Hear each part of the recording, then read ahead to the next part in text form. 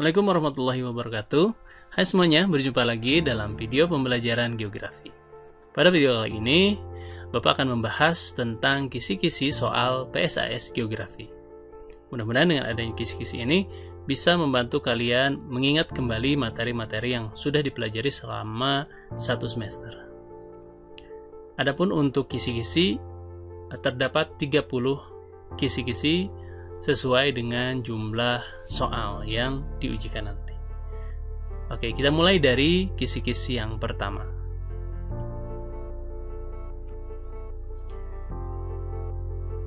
Kisi-kisi yang pertama ini masih masuk ke dalam materi bab 1 ya. Oke.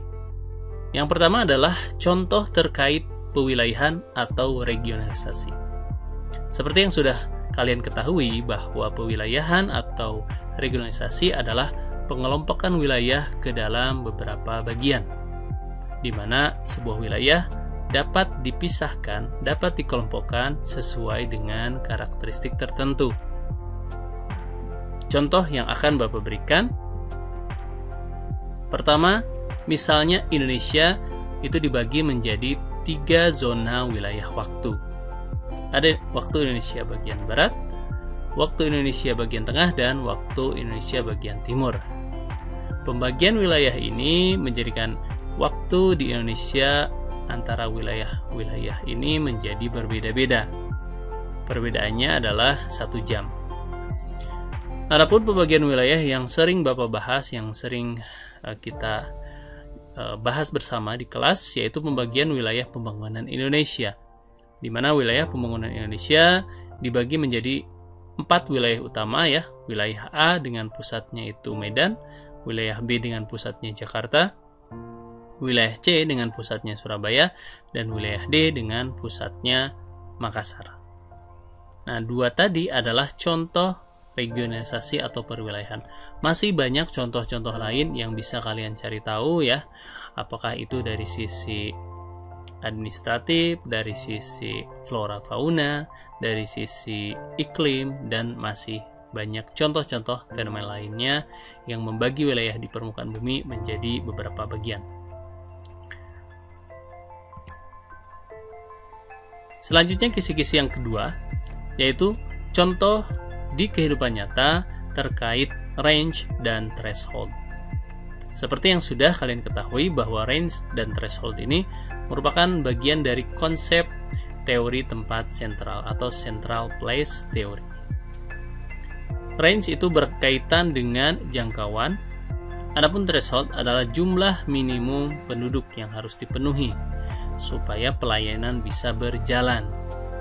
Contoh di sini ada toko handphone. Ini merupakan salah satu contoh dari penerapan konsep threshold. Kenapa? Barang elektronik seperti handphone merupakan barang yang tidak dibeli setiap hari, di mana satu orang tidak mungkin membeli barang ini setiap hari. Maka dari itu, dalam memposisikan toko elektronik seperti ini, penempatannya harus berada di tempat dengan jumlah penduduk yang banyak, sehingga pemenuhan atau kebutuhan penduduk minimal bisa terpenuhi dan pelayanan ini bisa terus berjalan. Kemudian contoh range, misalkan seperti minimarket. Minimarket tidak memerlukan threshold. Kenapa? Karena barang yang ia jual adalah barang-barang kebutuhan sehari-hari. Barang kebutuhan sehari-hari akan dibeli setiap hari oleh konsumen, sehingga ini masuk ke dalam konsep range. Jangkauannya menjadi lebih luas, bisa ada dimanapun ya. Seperti fenomena yang kita ketahui, kita bisa menemukan minimarket seperti Indomart, Alfamart di mana-mana. Nah, ini adalah salah satu contoh dari konsep range, dan masih banyak contoh lainnya. Kemudian kisi-kisi yang ketiga adalah syarat-syarat wilayah yang dapat menjadi tempat sentral. Nah, adapun syaratnya, mungkin kalian masih ingat ada 3 syarat ya. Yang pertama, tempat yang sentral ini bisa berlaku jika wilayah memiliki topografi yang datar. Jadi ketika kita menemukan wilayah dengan topografi yang beragam, bergunung-gunung, berbukit-bukit, teori ini tidak cocok, teori ini tidak bisa berjalan. Syarat yang kedua adalah daya beli sama. Artinya masyarakat berada pada level ekonomi yang sama, sehingga aktivitas ekonomi itu bisa berjalan dengan lancar. Dan syarat yang ketiga adalah kesempatan untuk melakukan pergerakan untuk setiap orang itu sama, yang artinya fasilitas transportasi, sarana prasarana untuk berpindah tempat itu sudah memadai. Ketika 3 poin ini sudah terpenuhi, maka teori tempat yang sentral tadi itu bisa berlaku. Lanjut ke kisi-kisi yang keempat, yaitu penjelasan tentang hierarki tempat yang sentral. Seperti yang sudah kita pelajari bersama, bahwa hierarki tempat yang sentral dibedakan menjadi 3. Ada K3, K4, dan K7. K di sini adalah komplementer, yang artinya saling melengkapi. Ada K sama dengan 3, K sama dengan 4, dan K sama dengan 7. K sama dengan 3 diartikan sebagai kondisi pasar optimum. Kemudian K sama dengan 4 adalah kondisi lalu lintas optimum, dan K sama dengan 7 adalah kondisi administratif optimum. Setiap hierarki ini memiliki luas pelayanan yang berbeda-beda. Semakin besar komplementernya, maka semakin luas pelayanannya. Lanjut ke kisi-kisi yang kelima, yaitu contoh wilayah formal baik fisik maupun sosial. Wilayah formal itu sendiri adalah wilayah yang seragam. Nah, contoh dari wilayah formal secara fisik yang Bapak tampilkan di sini adalah hutan berdaun jarum atau disebut taiga. Ini menunjukkan kesamaan wilayah, homogenitas wilayah, di mana vegetasinya berupa pohon pinus. Adapun contoh wilayah formal sosial, misalkan bentuk pemukiman yang sama. Ini adalah contoh pemukiman yang bentuknya seragam, yaitu Hanoi, yang bisa kita temui di wilayah Papua. Selanjutnya, kisi-kisi yang keenam adalah contoh wilayah fungsional. Nah, tadi ada wilayah formal, sekarang ada wilayah fungsional, yaitu wilayah berdasarkan fungsinya. Yang sering dicontohkan umumnya adalah di Indonesia wilayah Jabodetabek, di mana beberapa wilayah yang terdiri dari Jakarta, Bogor, Depok, Tangerang, Bekasi itu menjadi satu wilayah dengan fungsinya masing-masing, di mana Jakarta berperan sebagai pusat wilayah atau sentral, sedangkan kota-kota di sekelilingnya itu berperan sebagai kota satelit. Dan masih banyak contoh lain lagi, seperti jika di Bandung ada Bandung Raya, atau ketika di Surabaya ada Gerbang Kertosusila, dan masih banyak contoh lainnya. Kemudian yang ketujuh adalah permasalahan tata ruang yang terjadi di Indonesia. Nah, ini cukup banyak permasalahan tata ruang di Indonesia ya. Pertama, ada belum semua daerah Indonesia itu memiliki RT/RW ya yang sesuai dengan RT/RW nasional. Kemudian pemerintah juga kurang memiliki kompetensi ya dalam mengantisipasi persoalan-persoalan terkait dengan tata ruang di masa yang akan datang. Lalu tidak adanya ketegasan hukum, dan masih banyak lagi masalah-masalah lainnya. Nah, bisa kalian baca lagi di materi yang sudah pernah Bapak sampaikan. Cukup banyak soalnya nih. Ya. Kemudian berikutnya kita masuk ke materi bab 2. Ya, bab 2 itu tentang interaksi desa dan kota. Kisi-kisi yang ke-8 adalah terkait dengan jenis-jenis pola persebaran pemukiman di desa. Pola pemukiman di desa itu ada 3 ya. Yang pertama memanjang, yang kedua terpusat, dan yang ketiga tersebar. Memanjang biasanya mengikuti sungai seperti yang ada di gambar ya, atau mengikuti jalan, atau mengikuti rel kereta api, ataupun mengikuti garis pantai.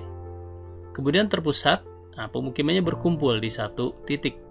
Nah, ini biasanya terdapat di daerah pegunungan. Lalu pemukiman tersebar, jadi jarak antara satu pemukiman dengan pemukiman lain itu saling berjauhan. Ini biasanya dikarenakan tingkat kesuburan tanah yang beragam ataupun kepemilikan lahan yang cukup luas ya dari masing-masing pemilik rumah, sehingga jaraknya berjauhan. Kemudian kisi-kisi yang 9 adalah klasifikasi kota berdasarkan jumlah penduduknya. Ini kalian tinggal mengingat jumlah penduduknya ya. di mana kota kecil itu antara 20.000 sampai 100.000 orang, kota sedang 100.000 sampai 500.000 orang, kota besar 500.000 sampai 1 juta, kemudian metropolitan itu 1 sampai 5 juta, dan megapolitan lebih dari 5 juta. 10. Pembagian zona-zona wilayah kota berdasarkan teori inti ganda.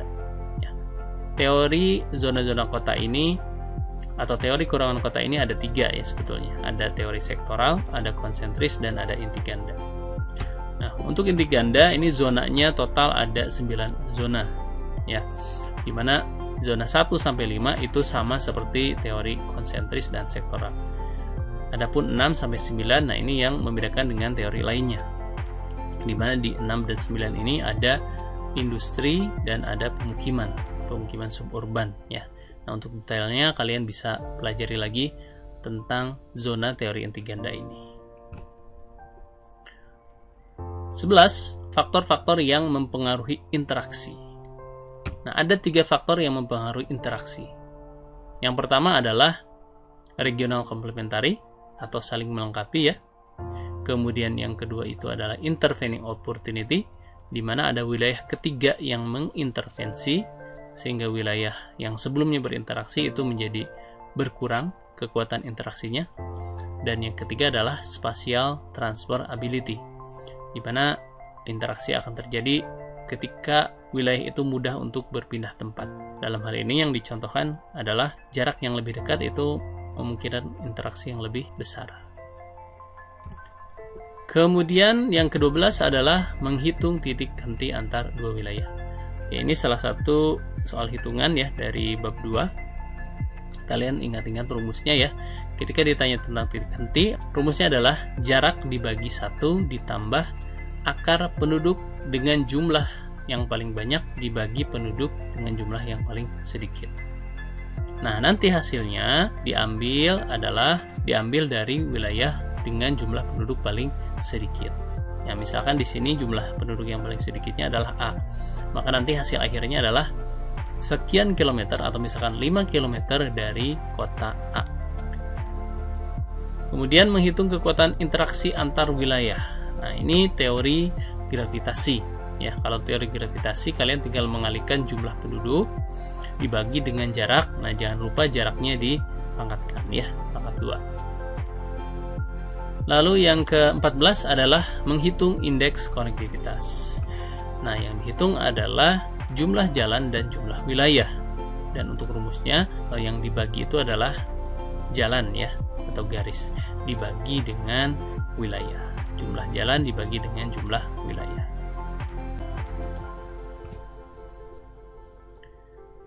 Kemudian selanjutnya 15 terkait dengan dampak perkembangan kota terhadap desa dan kota itu sendiri. Ini juga sudah pernah Bapak bahas ya di pembahasan kisi-kisi PSTS, di mana dampak perkembangan kota itu berpengaruh terhadap kota itu sendiri, juga berpengaruh terhadap desanya ya. Dampaknya tentu ada dampak positif dan dampak negatif. Nah, ini bisa kalian baca sendiri ya untuk dampaknya seperti apa. Intinya kalau dampak bagi kota yang memang terjadi di wilayah kota ya. Nah, kalau dampaknya terhadap desa berarti yang terjadinya di wilayah desa. Seperti misalnya berkurangnya tenaga kerja produktif. Nah, itu terjadi di mana? Itu terjadi di desa ya. Kemudian munculnya pemukiman kumuh atau slum area, maka itu terjadi di kota. Nah, dan dampak positif negatif lainnya itu bisa kalian baca secara mendetail, secara mandiri ya. Oke, kita masuk ke bab 3, di mana materi di dalamnya ada terkait dengan pemetaan, penginderaan jauh, dan sistem informasi geografi. Nah, kisi-kisi ke-16 yaitu mengubah skala garis menjadi skala numerik. Oke, di bab ini akan banyak soal-soal hitungan ya. Bagaimana cara mengubah skala garis menjadi skala numerik? Nah, di sini Bapak berikan 2 contoh skala garis ya. Ketika kalian mendapatkan soal seperti ini, maka kalian harus fokus ke garis yang pertama atau warna hitam ataupun putih di sini ya yang pertama. Ini menandakan setiap warna itu 1 cm di peta ya. Jadi ini 1 cm, 2 cm, 3 cm dan seterusnya. Begitupun yang bawah, 1 cm, 2 cm, 3 cm. Kita lihat yang pertama yang atas ya. Di sini karena sudah ada angkanya, maka kita fokus ke angka yang pertama di sini. Di sini pasti 1 ya. Jadi 1/10. Nah, biasanya yang bawah itu ukurannya atau satuannya adalah kilometer. Berarti ini 1 cm berbanding 10 km. Nah, 10 km tinggal kita konversi ke cm dengan menambahkan 0,5 ya. Sehingga jadi 1 juta. Berarti jika ini kita ubah ke skala numerik menjadi 1/1 juta. Ya. Kemudian yang bawah ini juga sama.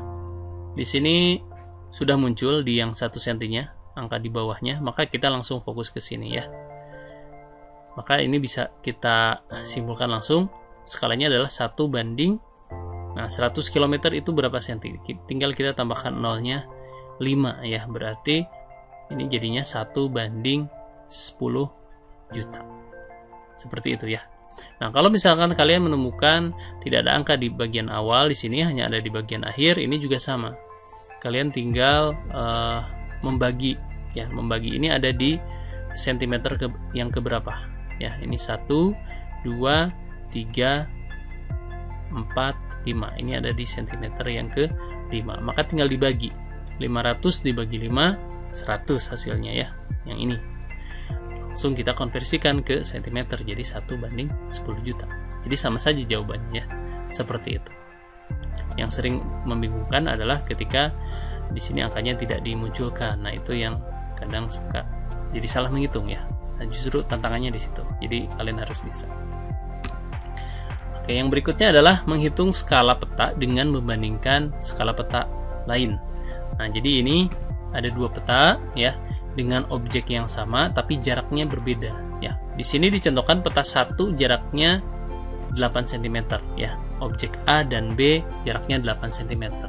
Kemudian peta kedua dengan objek yang sama jaraknya 5 cm. Nah, skalanya sudah diketahui 1/200.000. Bagaimana cara mengetahui skala peta pertama?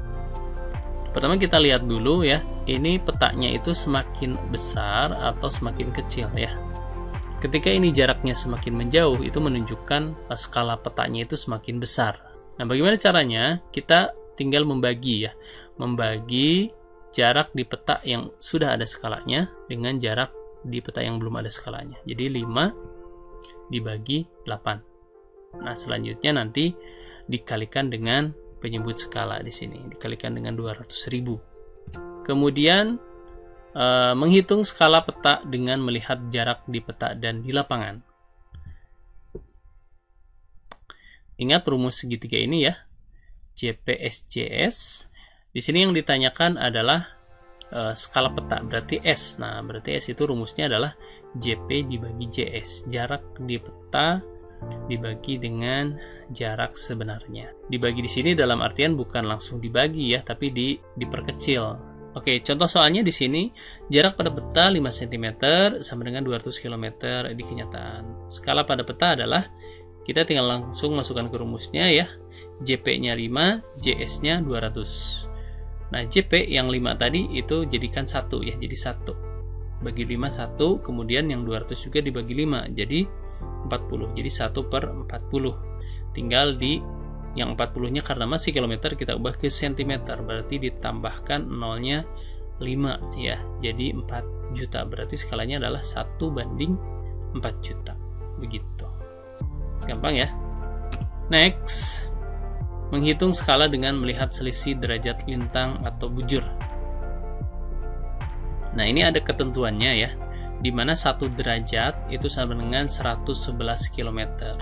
Atau ketika disentikan menjadi 11.100.000 cm. Nah, ada tambahan di sini ya. Yang lebih kecil dari derajat, di bawahnya itu ada menit, kemudian ada detik. Nah, ini juga tinggal dibagi saja. 1 menit itu sama dengan 1,85 km. Kemudian kalau 1 detik sama dengan 3083 cm.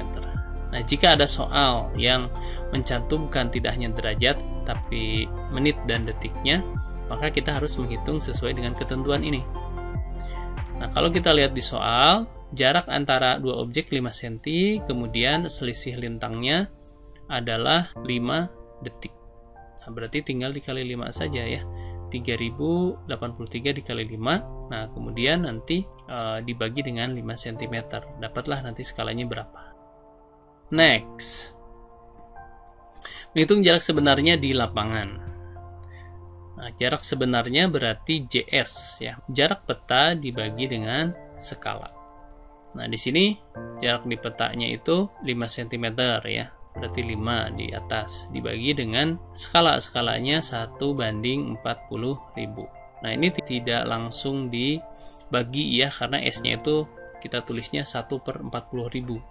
Berarti karena ada baginya ada 2, berarti jadi dikalikan ya, berarti tinggal dikali 5 dikali 40.000, hasilnya adalah 200.000 ya.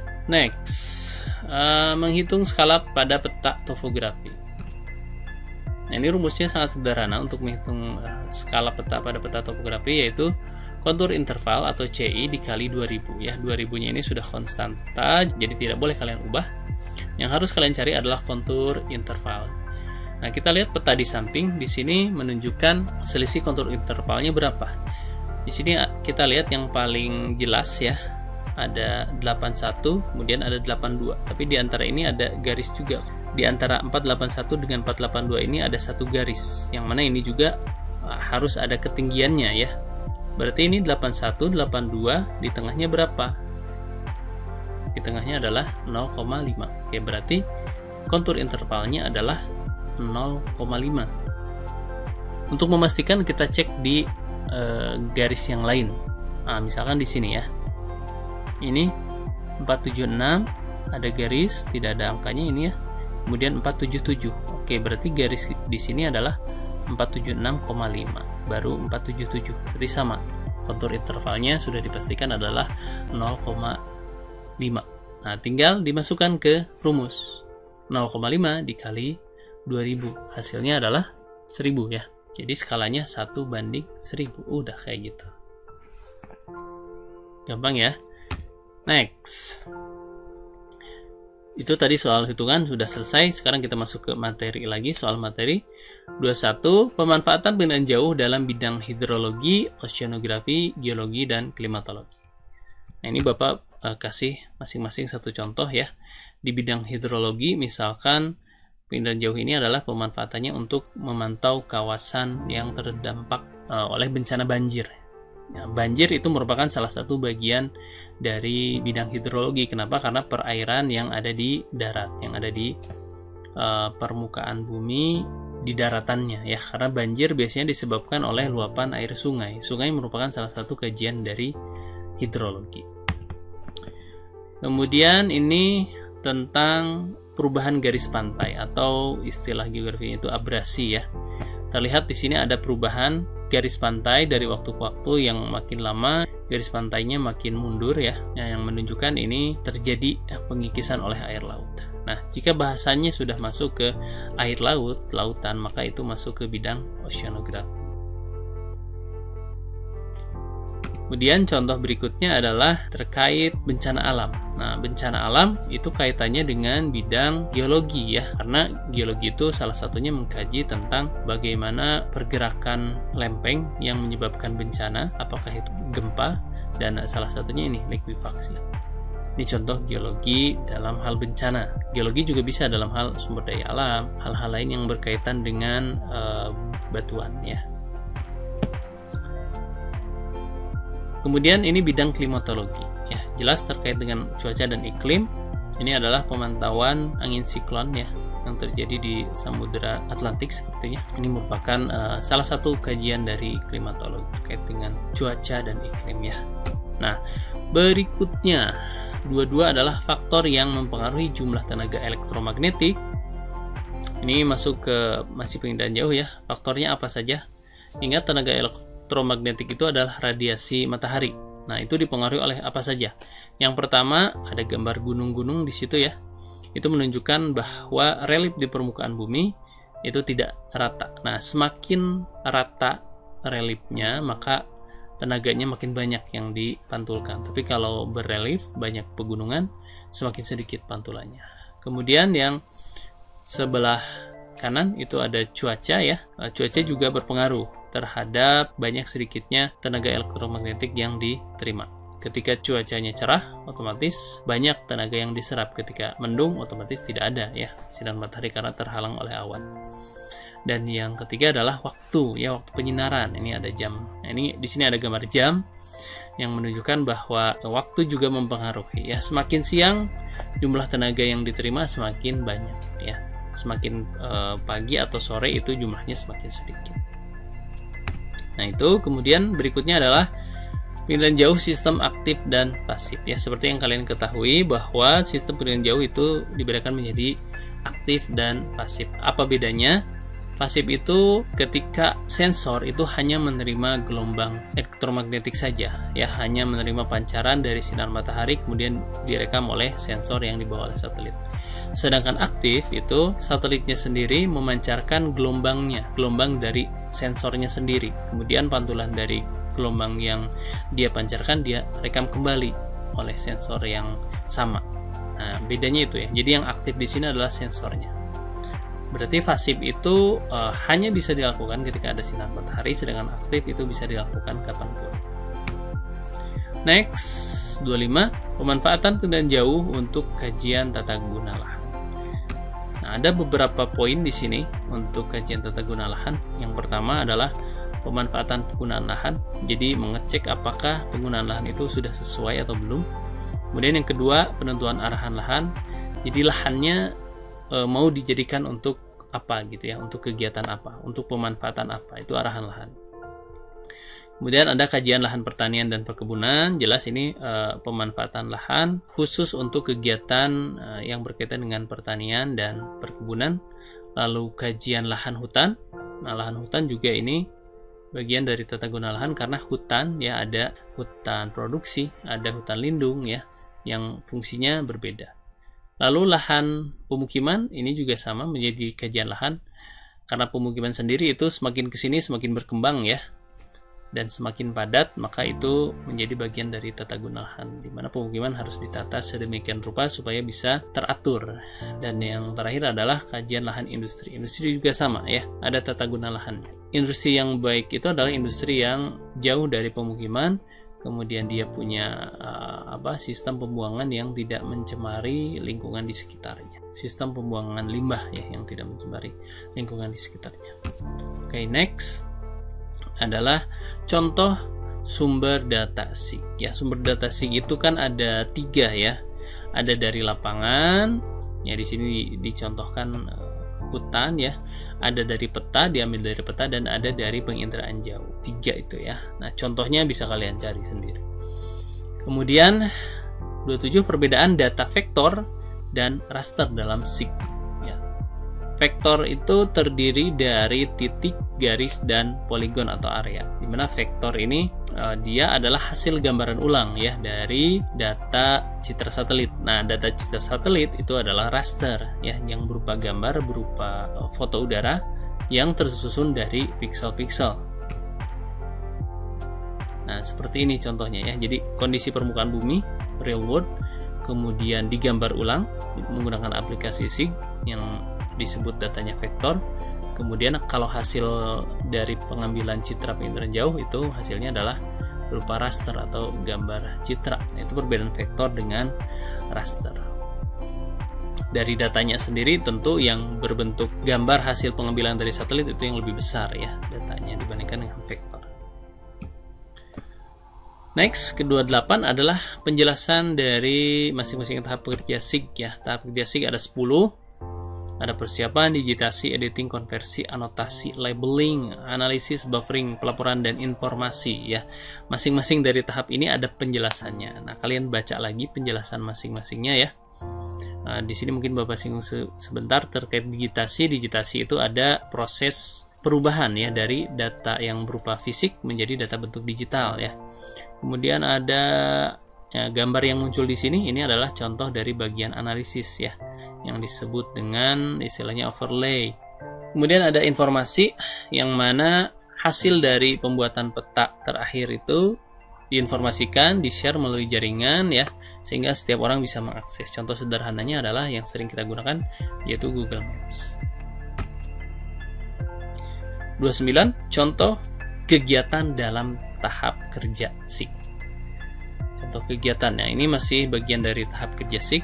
Contohnya misalkan di sini ada salah satu contoh dari buffering ya, dimana bufferingnya itu berupa lingkaran yang memberikan arti bahwa setiap objek itu memiliki jangkauannya masing-masing ya. Misalkan ini rumah sakit misalnya ya, titik-titik merah ini, maka jangkauan rumah sakit itu berbeda-beda. Ada yang bisa menjangkau sampai 10 km, 20 km ya, ada yang mungkin hanya jangkauannya 5 km karena fasilitasnya terbatas atau lain sebagainya. Nah, itu buffering contohnya ya, contoh. Dan yang terakhir adalah manfaat SIG dalam berbagai bidang. Nah, ini di bidang apapun itu sebenarnya banyak ya SIG itu manfaatnya. Ada di bidang bencana alam ya, ada di bidang kesehatan, ada di bidang perencanaan, perpajakan, bidang pendidikan, dan masih banyak lagi. Nah, ini pemanfaatan di bidang-bidang ini kalian cari tahu ya. Itu mungkin untuk video kisi-kisi PSAS, mudah-mudahan bisa sedikit membantu kalian untuk mengingat kembali materi-materi yang sudah dipelajari, dan jangan hanya belajar dari sini ya, belajar juga dari modul yang sudah Bapak share selama 1 semester ya. Mudah-mudahan PSAS-nya dimudahkan, memperoleh nilai yang bagus. Mungkin cukup dulu untuk video kali ini. Terima kasih yang sudah menyimak sampai akhir. Sampai ketemu lagi di video pembelajaran lainnya. Mudah-mudahan video ini bermanfaat. Terima kasih. Billahi taufiq wal hidayah. Wassalamualaikum warahmatullahi wabarakatuh.